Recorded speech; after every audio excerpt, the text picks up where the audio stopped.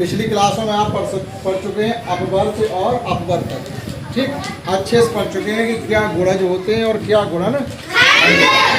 केवल इतना ही सीखा कि गुणनखंड क्या होते हैं और गुणज क्या होते हैं, लेकिन बड़ी बड़ी संख्याओं के गुणनखंड निकालना भी आपको हम जब अभाज्य गुणनखंड पढ़ेंगे तब सिखाएंगे।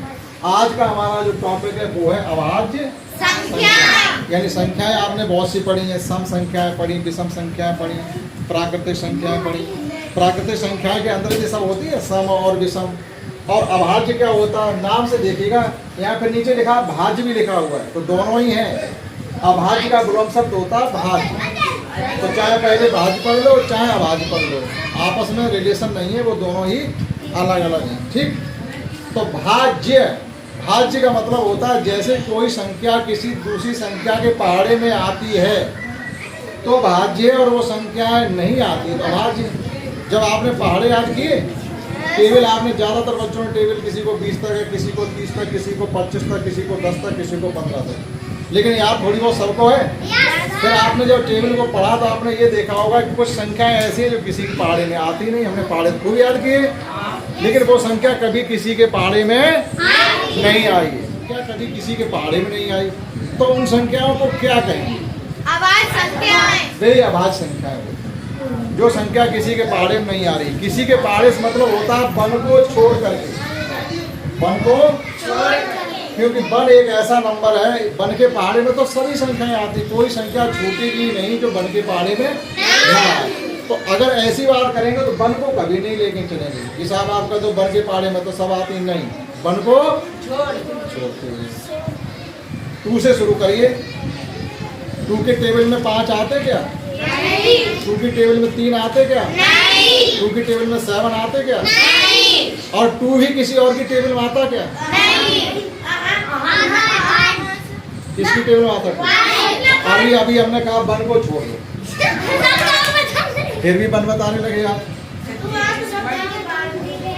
स्वयं के पहाड़े में तो सभी संख्याएं आती हैं। देखो वो सही कह रहा है, ये तो आपको बोलना है हमसे, आपको बोलना क्या, ये तो बोलना जो तुम्हारे दिमाग में सवाल उठे वो से बोलो आप।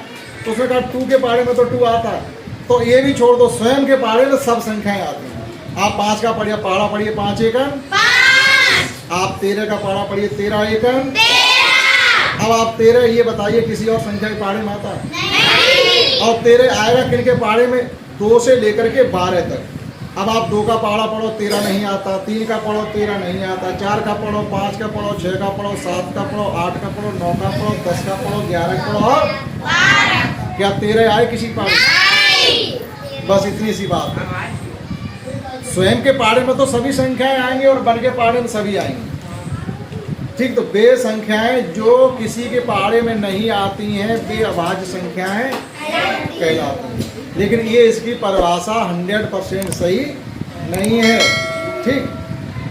जो हमने गुणनखंड पढ़े, ये देखो गुणनखंड हम पढ़ चुके हैं, और अभी हमने आपको ये भी बताया था गुणनखंडों की संख्या सीमित होती है, यानी गिने जा सकते हैं, लेकिन गुणज गिने नहीं जा सकते। जैसे अभी हमने गुणज लिख रहे हैं, मान लीजिएगा 7 के गुणज लिख रहे हैं, तो 7 एकम 7, 7 दूनी 14, 21, 28, 35, 42 डॉट डॉट डॉट आप चलते चले जाइएगा। 7 का अंतिम गुणज क्या होगा, क्या हम कभी निकाल सकते? नहीं। ये हम बता चुके आपको कि अंतिम गुणज हम नहीं निकाल सके, अर्थात किसी संख्या के जो गुणज होते हैं वो अनगिनत होते हैं, गिनती में असंख्य होते हैं, गिनती में अपरिमेय होते हैं, गिनती में इनफाइनाइट होते हैं। ये सब शब्द कह सकते हैं, सबका अर्थ एक ही है, असंख्य, अनंत, अपरिमेय, इनफाइनाइट, अनगिनत। अनगिनत का मतलब जिनकी गिनती नहीं की जा सकती, समझे मेरी बात? तो 7 के गुणज इतने हैं जो हम कभी गिन के पता ही नहीं कर सकते कि 7 के गुणज हैं कितने, लेकिन गुणनखंड तो गिन सकते हैं। yes, अब 7 के जो गुणनखंड का मतलब है वे सभी संख्याएं जिनके पहाड़े में 7 आते हैं। जरा बताना कौन कौन संख्या जिनके पहाड़े में 7 आएंगे? 1 और 7। क्या और कोई? नहीं। 2 ही आए गुणनखंड? yes, sir. 2 ही आए? yes, sir. गिनती में 2 आए? yes, sir. अभी क्लियर हो जाएगा, इतनी अच्छी कॉन्सेप्ट आपकी क्लियर होगी, अभाज्य संख्याओं की और भाज्य संख्याओं दोनों की हो जाएगी। दोनों अलग अलग नहीं बताने, एक ही साथ में आप दोनों को अभी आप तुरंत सीख जाएंगे कैसे। तो इसके गुणनखंड 2 आए। गुणनखंड कितने आए? 2। ध्यान रखें कितने गुणनखंड आए? केवल एक गिनती ध्यान रखनी है अभाज्य संख्याओं के लिए कि गुणनखंड 2 आए। अभी एक नंबर और लिखता हूँ। अब हमने लिख दिया गुणनखंड 8 गुणज लिख रहे गुणनखंड गुणज 16 24 32 40 और डॉट डॉट डॉट पता नहीं कितने होंगे। ठीक, तो ये तो हम गिन नहीं सकते, इनकी बात भी नहीं कर रहे। आगे देखिए, आप वे संख्याएं लिख रहे हैं जिनके पहाड़ी में 8 आते, जरा बताना। 1 2 4 8 और कोई तो देखो 8 के गुणज कितने, गुणनखंड कितने आए? 4। और 7 के कितने आए थे? 2। जिन संख्याओं के गुणनखंड केवल 2 आएंगे, जिन संख्याओं के गुणनखंड केवल 2 आएंगे, वे ही संख्याएं कौन सी संख्याएं कहलाएंगी? जिन संख्याओं के गुणनखंड 2 से ज्यादा आएंगे, वे संख्याएं क्या कहलाएंगी? बस इतनी सी बात। अगर आपको इतना मालूम है तो अब आपको कोई चैलेंज नहीं कर पाएगा साहब भाज्य क्या होता है। तो अब आप भाज्य के लिए हमेशा ये बताएंगे जिन संख्याओं के गुणनखंड केवल 2 आए। अब 2 भी गुणनखंड कौन कौन से होंगे वो हमें मालूम है। एक होगा और दूसरा वह संख्या स्वयं होगी, कोई और संख्या नहीं होगी। एक तो एक होगा और दूसरा वह संख्या स्वयं होगी, ये 2 गुणनखंड होंगे। इसके अलावा कोई तीसरा गुणनखंड हम निकाल नहीं सकते। तो वही संख्याएं हमारी अभाज्य या प्राइम नंबर कहलाती हैं। क्लियर? भाज्य संख्याएं जो कंपोजिट नंबर होते हैं, इन्हें इंग्लिश में कंपोजिट कहते हैं, हिंदी में भाज्य कहते हैं। इनके गुणनखंड 2 से ज्यादा होंगे, चाहे वो 3 हो 4 हो 6 हो 5 हो कितने भी हो, लेकिन 2 से ज्यादा। देखो आपके गुणनखंड आपके सामने 4 आए, हो सकता है कि 3 आते, हो सकता है कि 3 आते, लेकिन 2 से तो ज्यादा होते। दोनों चीजें क्लियर होगी एक साथ में। आगे से आपको ये ध्यान रखना है कि जिन संख्याओं के गुणनखंड 2 आएंगे, हालांकि आप अभाज्य संख्या की परिभाषा दूसरी भी वह संख्या जो किसी के पहाड़े में नहीं आती है। तो फिर आपसे एक बच्चा ये तो पूछ लेगा साहब बन भी तो किसी के पहाड़े में नहीं आता, तब तुम कहोगे ना बन छोड़ कर काहे भैया बन काहे छोड़ दें, हम तो बन लेके चलेंगे।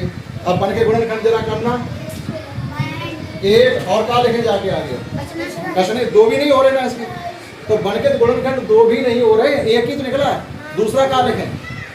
इसलिए बन अभाज्य संख्या नहीं है, इसलिए बन अभाज्य संख्या नहीं है।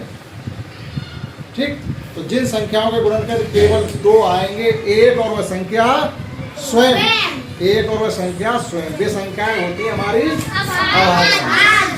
जिन संख्याओं के गुणनखंड 2 से ज्यादा हों, भले वो 3 हो जाए 4 हो जाए कितने भी हो, इससे हमें मतलब नहीं, लेकिन 2 से ज्यादा, इसका मतलब है वो संख्या किसी दूसरी संख्या के भी पहाड़े में आ रही है, तभी तो 2 से ज्यादा है आ रही है। जैसे मान लीजिएगा हमने लिख दिया 10 लिख दिया, 10 देखो 1 2 5 और 10 देखो 4 हो गए, तो 10 भाज्य संख्या होगी, भाज्य होगी, भाज्य कंपोजिट।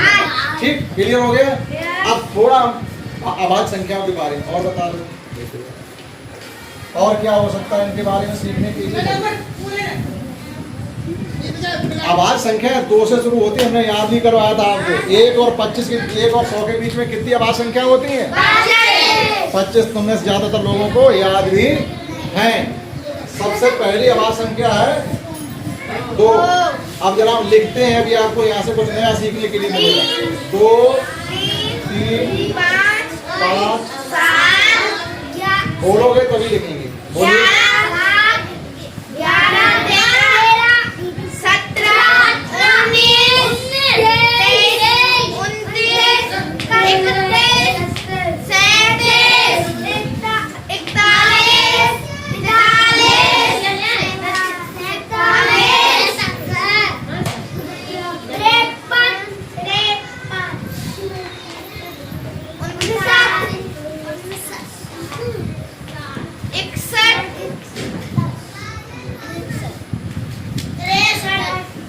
7 में 63 नहीं होते, 9 7 63 नहीं होते, 67 मान लेंगे आपके, और 69 नहीं होता है। 69 तो आपको 3 की पारी मारे, 71 ले सकते हैं, और 73 और 79 और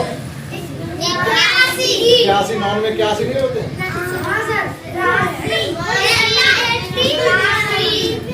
गिनो 25 वही,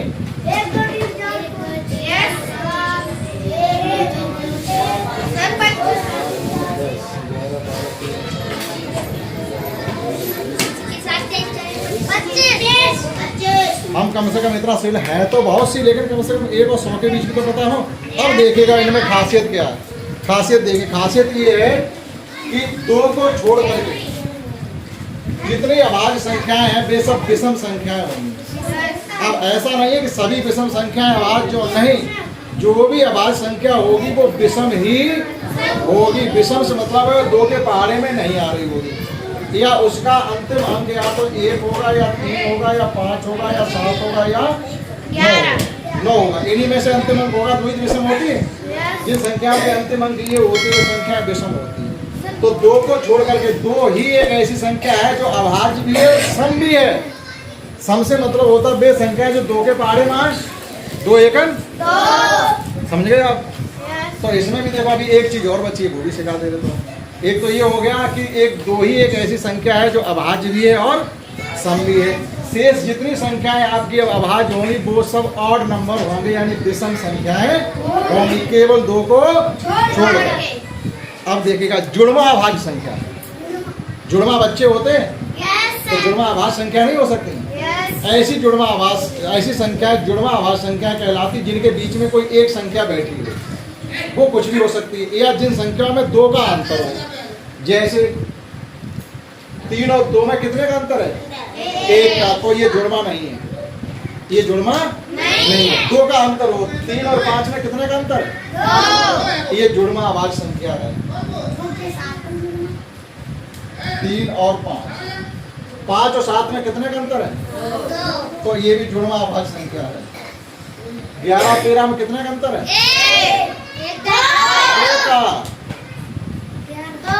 13 रुपए में से 11 खर्च करो, कितने बचेंगे? फिर ये हमारी जुड़वा अभाज्य संख्या हो गई। और चलिए 29 और 31 में कितने का अंतर है? एक और है, सॉरी 17 और 19 में कितने का अंतर है? तो ये भी हमारी जुड़वा अभाज्य संख्या होगी। इसी प्रकार से 29 और 31 और 41 और 43 और 59 और 61 और नहीं 71 और 73। कोई और है? कितने जोड़े बने? 1 2 3 4 4 8 जुड़वा अभाज्य संख्याएं हैं 1 और 100 के बीच में।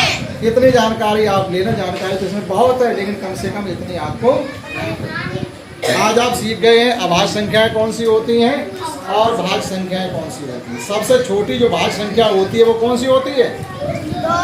4। ये भी तो पूछा जाता सबसे छोटी भाज्य संख्या, यानी सबसे छोटी। एक तो छोड़ी दो, वो तो कुछ है ही नहीं। 2 अभाज्य है, 3 अभाज्य है, अब बचा 4। क्यों 4? 4 के गुणनखंड जरा देखना कितने होते हैं। 4 के गुणनखंड 1 2 और 4। 1 के पहाड़े में तो आ ही रही, 2 के पहाड़े में भी 4 आते, 4 तो 3 हो गए। देखो और मैंने क्या कहा, जिन संख्याओं के गुणनखंड 2 से ज्यादा हो वो संख्याएं भाज्य। तो 4 भाज्य है, तो सबसे छोटी भाज्य संख्या 4। सबसे बड़ी ना हम बता सकते ना आप बता सकते। सबसे छोटी अभाज्य संख्या 2, सबसे बड़ी ना तो हम बता सकते ना आप बता सकते हो, ना ही कोई किताब बता सकती। कोई किताब नहीं बता सकती सबसे बड़ी अभाज्य संख्या कौन सी। छोटे से शुरू करें ना हम, बड़े जरूरत क्या है। जब बड़े पे पहुंच नहीं सकते हैं तो हम अपना छोटा तो कम से कम सीख लें। समझ गए इतनी बात? आपको ये याद होनी चाहिए, ये याद होना चाहिए, इसका क्या मतलब याद होना चाहिए, इसका क्या मतलब है आपको याद। ठीक है, ठीक, दैट्स ऑल।